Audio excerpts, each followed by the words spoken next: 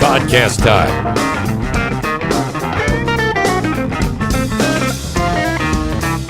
Welcome into the Eric Zane Show podcast, a daily show where I discuss news, nonsense, and my personal adventures each and every day from the Impact Power Sports studio. Here we are. The timing a little bit better today. I got off to a little bit of a rocky start yesterday. It's amazing. I was winding down the radio show, and I go, you've done nothing to prepare for the historically award-winning Eric Zane Show podcast. You haven't let the dogs out easy. You haven't done your usual preparations. Excuse me. How do you got to get your shit together. So I got it done today, and I'm like, all right, this is cool. This I should be able to do is pretty close to an on-time start. It's still a couple minutes late, but I realized as I was starting to get this rolling that I hadn't brushed my hair. And, well, that's probably the most important thing that we can be dealing with is my hair. Now, fresh off of a night last night over at the world-famous Bosco's Pub, I had to be called in from the bullpen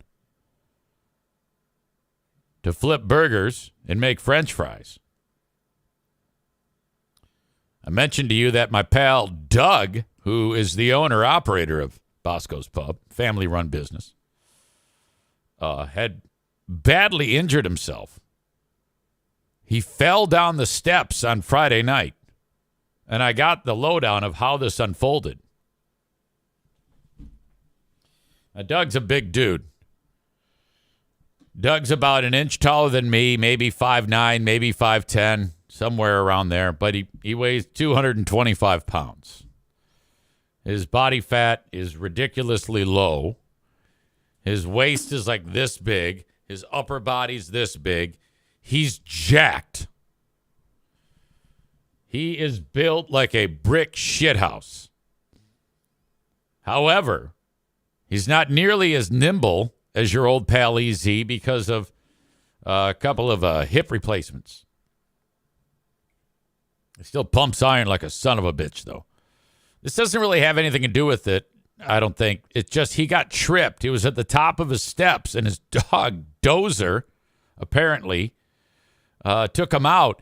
From what I hear, Dee Dee, his lovely and talented, beautiful wife, she was in bed, and then she heard boom, boom, boom, boom. And she's like, what the fuck? This is after Doug got home from work Friday night. And she said that, and she's telling me that she goes, I thought Doug was locked out and was pounding on the door to get in. So she goes down, and no Doug. And by the way, Rebecca says it sounds like Doug's top heavy. That's a good way to describe it. But he doesn't skip leg day, okay? But his upper body is quite large, you know?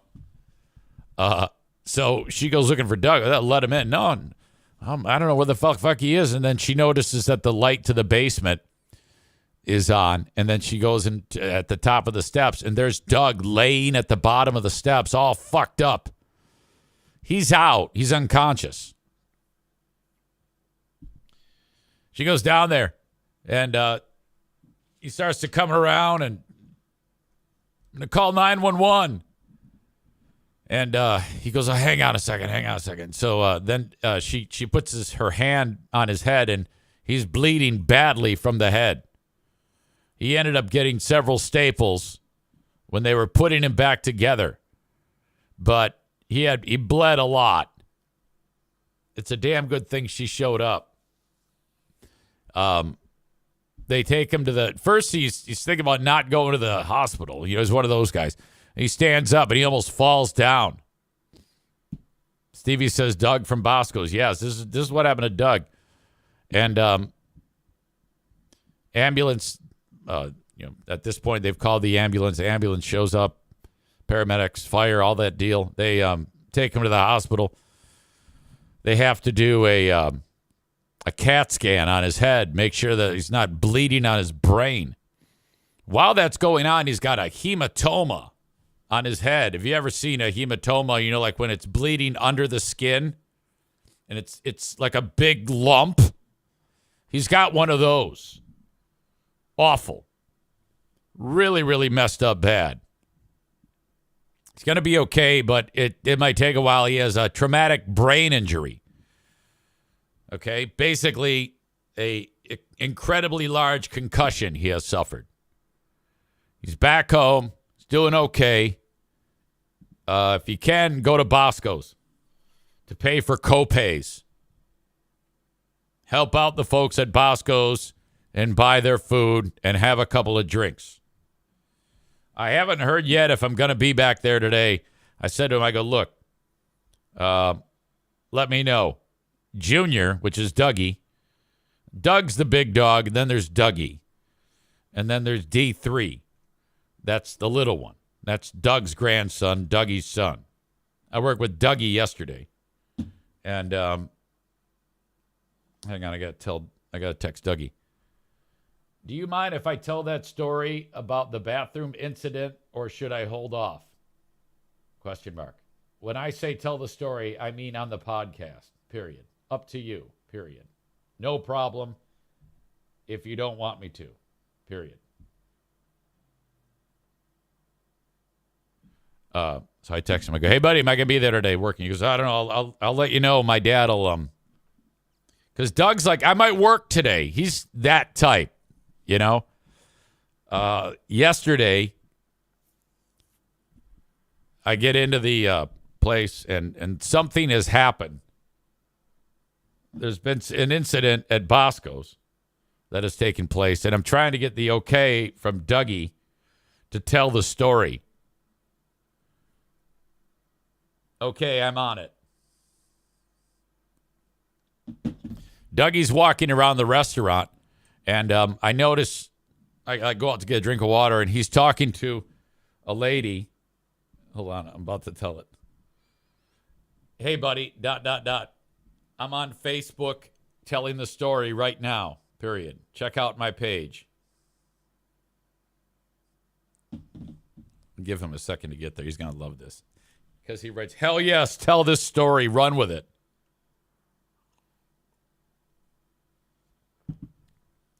Before I get to that, on the radio today, after all we've been through with our pal Kenny, letting us know that, hey, it's my birthday. I see on my little promotional log because there's things you have to do. So one of the things that I saw was that BC Pizza has sponsored today's birthdays. And so you read the script and it says, all right, BC Pizza, love them so much. 29 locations in Michigan. They are awesome. Big sponsor of the show and the BC Birthday Club. And people go to the website and they put their birthdays in, and then they get to hear them named on the radio. Now, it just so happens that on the birthday list for March 21 in the audience, 25 of the audience members are celebrating a birthday on March 21. That's unbelievable. I thought that was quite high. Not only, I'm sure there's even more, but these are the ones who've signed up. They signed themselves up. So there I am. I'm reading there's John in Mayo. He turned 65. Happy birthday, buddy. You know, this is all very basic stuff. And in a way, I pictured Kenny. Now, it just so happens that he's listening online on the Q100 Michigan app. And so all the way in Tennessee, he hears me say, this going out to Kenny.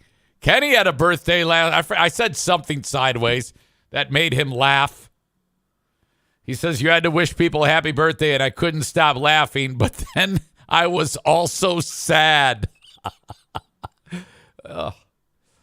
And Rebecca announces her birthday, ladies and gentlemen. Rebecca's birthday is tomorrow. All right. Let me get a drink of this coffee, and then I got to tell the story about Bosco's yesterday and the world-famous Bosco's bathroom incident. This is a story of the moral of the story is entitling parents and how they cripple their children with how they teach them to be entitled. This is ridiculous.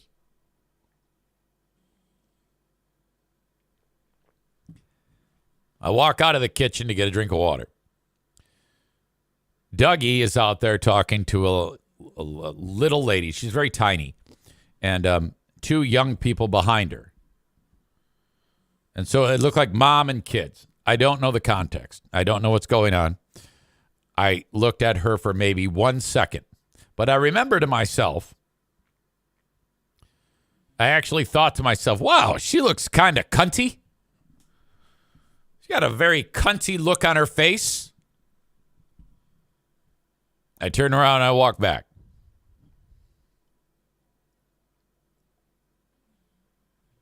A few minutes later, Dougie goes, did you hear about the bathroom incident the other night?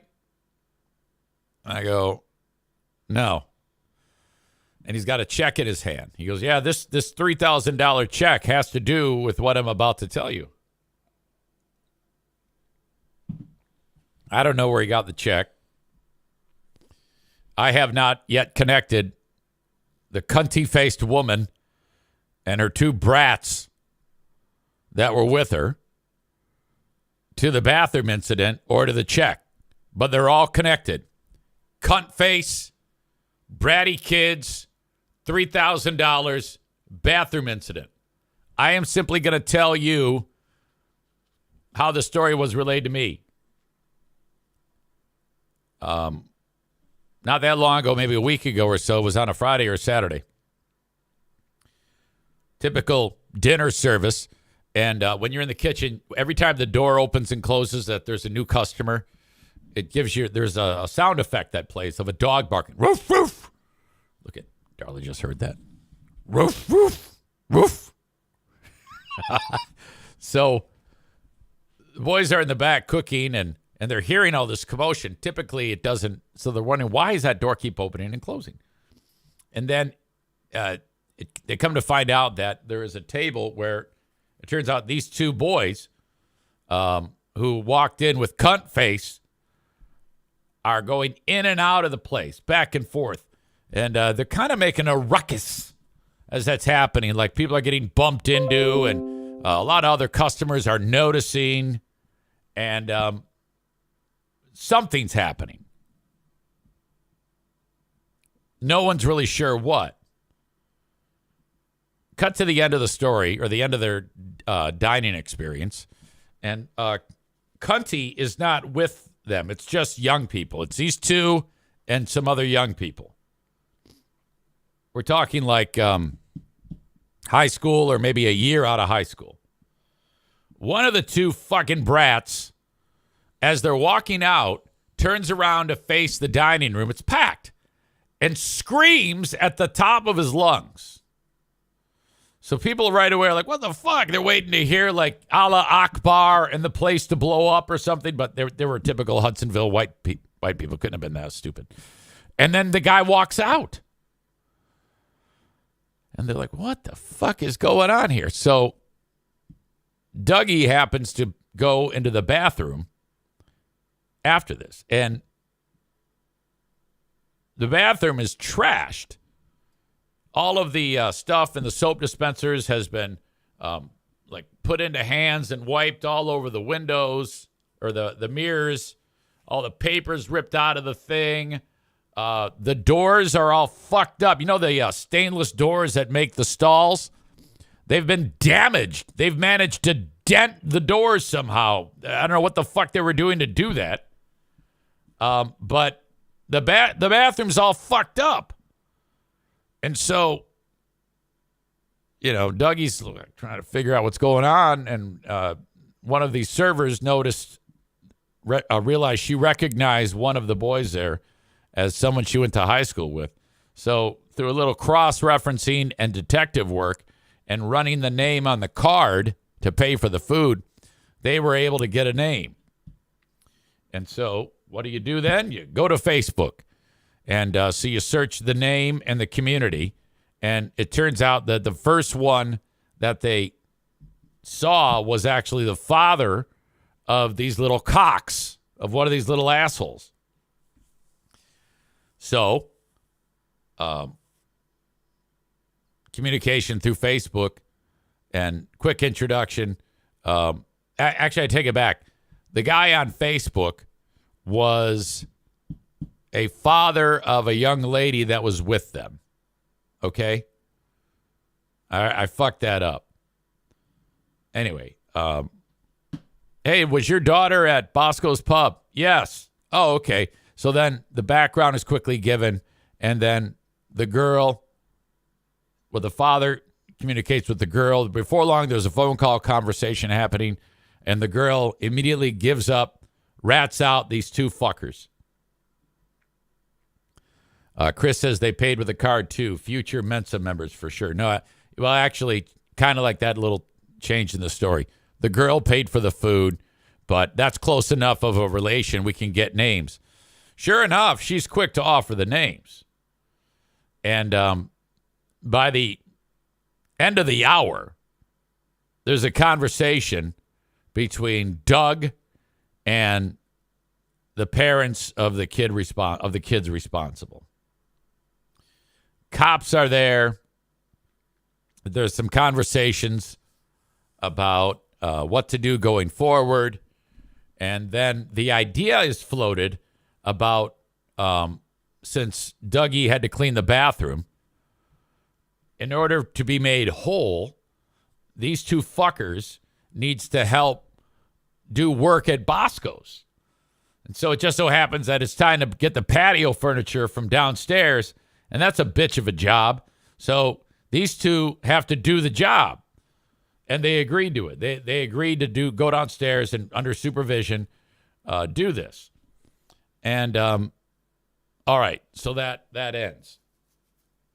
The cops, it was all kind of weird how they handled it, and I think that if they just agreed to that, and because the building is not Bosco's, it's actually a government building. It's owned by the community. Oops, sorry, O'Neill. So next thing I know,